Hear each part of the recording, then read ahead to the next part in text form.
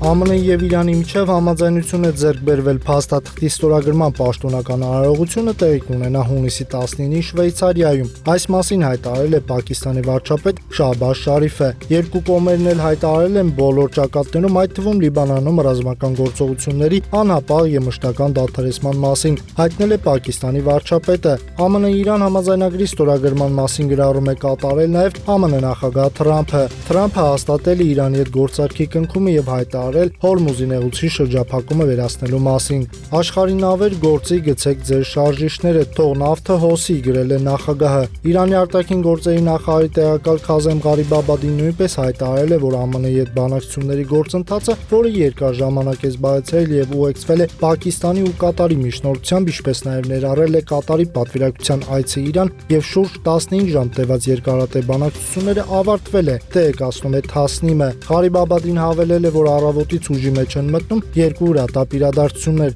Առաջինը պատերազմի եւ ռազմական գործողությունների դադարեցումը տարբեր ճակատներում, ներառյալ Լիբանանը, ինչը նաեւ պարունակվում էր Պակիստանի վարչապետի տեքստում։ Երկրորդը ԱՄՆ նախագահի կողմից ճանաչված ծովային շրջափակման վերացումն ու դադարեցումը։ Իրանի պարտավորությունների վերաբերյալ նա նշել է, որ դրանք ուժի մեջ կմտնեն ուրբաթ օրվանից համաձայնագրի պաշտոնական ստորագրումից հետո։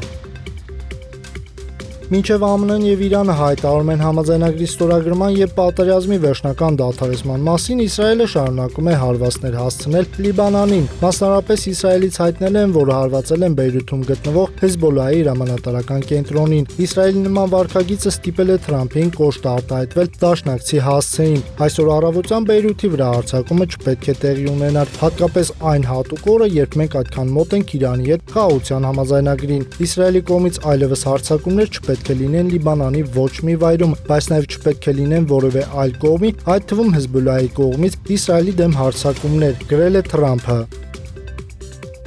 Ռուսաստանի Դաշնության զինված ուժերը ավիահարված է հասցրել Կիևին, ինչի հետևանքով հրդեհ է բռնկվել դեռևս Կիևյան Ռուսիայի ժամանակ 1051 թվականին հիմնված հնագույն վանական համալիրում։ Հարվածի հետևանքով տուժել է առնվազն 3 մարդ, հայտնել է քաղաքային ռազմական վարչակազմի ղեկավար Տիմուր Տկաչենկոն։ Ռուսական կողմից էլ հայտարարել են, որ 3 մարդ է զոհվել, եւս 3-ը, այդ թվում 1 տարեկան երեխան տուժել են Տուլայի մարզի վրա ուկրաինական անօդաչու թռչող սարքերի գիշերային հարձակման հետևանքով, հայտնել է մարզպետ Դմիտրի Միլայևը։ Խերսոնի շրջանի վրա Ուկրաինայի զինված ուժերի զանգվածային հարձակման հետևանքով էլ 2 կամուրջ է վնասվել, դրանց երթևեկությունը դադարեցվել է, հայտնել է մարզպետ Վլադիմիր Սալդոն։ 4 ԱԹՍ է ոչնչացվել Մոսկվայի մերձակայքում, հայտնել է քաղաքապետ Սերգեյ Սոբյանինը։ Ընդհանուր առմամբ ՀՕՊ ուժերը մեկ գիշերվա ընթացքում 123 ուկրաինական ԱԹՍ են խոցել, հայտնել է Ռուսաստանի Դաշնության պաշտպանության նախարարությունը։ Ռիբինսկում էլ անօդաչու թռչող սարքերը հարձակվել են պետական պահոստների դաշնային գործակալության ժամանակավոր կոմբինատ դաշնային պետական բյուջետային հիմնարկի վրա։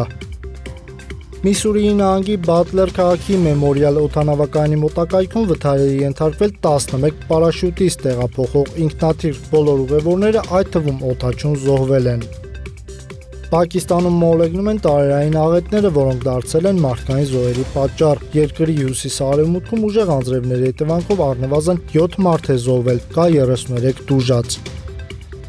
Ժնևի ոստիկանությունը արդյունքաբեր գազ է կիրառել G7 գագաթնաժողովի դեմ բողոքի ցույցի ժամանակ։ Ժնևի փողոցներ են դուրս եկել մոտ 20-ից 50 հազար ցուցարարներ ոչ G7-ին կոալիցիայի կոչով։ Կոալիցիան միավորում է ավելի քան 60 կազմակերպություն, բնապահպանական, ֆեմինիստական, արմյութական եւ պաղեստինամետ խմբեր։ Ցուցարարները քննադատել են G7-ը այն ներկայացնելով որպես համաշխարհային քաղաքական եւ տնտեսական իշխանության կենտրոնացման խորհրդանիշ։ Եմենցի Սարդ մարդը մականունով հայտնի ալպինիստ եւ արկածախնդիր Ալ-Քաքա բին Անթարը մահացել է 2026 թվականի հունիսի 12-ին հրաբխային խառնարանի պատերը մագլցելու ընթացքում, ընկնելով մեծ խորություն։ 30-ամյա Ալ-Քաքա բին Անթարը մագլցում էր Եմենի Ալ-Դալե նահանգում գտնվող Հարադատ Դամ հրաբխային խառնարանի գրեթե ուղիղ ժայռապատերը, առանց որևէ անվտանգության պարագայի կամ պարանների։ Վրաստանում հակակառավարական բողոքի ակցիաները շարունակվում են ընթանալ արդեն ավելի քան 1.5 տարի։ Բողոքի շարժումը սկսվել է 2024 թվականի նոյեմբերին, երբ Վրաստանի կառավարությունը հայտարարեց, որ սառեցնում է Եվրամիության անդամակցության բանակցությունները։ Այդ որոշումը լայն դժգոհություն առաջացրեց հասարակության եւ ընդդիմության շրջանում, որոնք իշխանություններին մեղադրում են եվրոպական ուղեցույցի շեղվելու եւ ժողովրդավարական ազատությունները սահմանափակելու մեջ։ Թբիլիսիում եւ մի շարք այլ քաղաքներում շարունակվում են պարբերական բողոքի ակցիաները։ Ընդդիմադիր ուժերը պահանջում են քաղաքական բանտարկյալների ազատ արձակում, նոր ընտրություններ եւ եվրոպական ինտեգրման գործընթացի վերականգնում։ Վերջին ամիսներին մի շարք ընդդիմադիր գործիչներ եւ ակտիվիստներ դատապարտվել կամ կալանավորվել են, ինչը նոր լարվածություն է առաջացրել։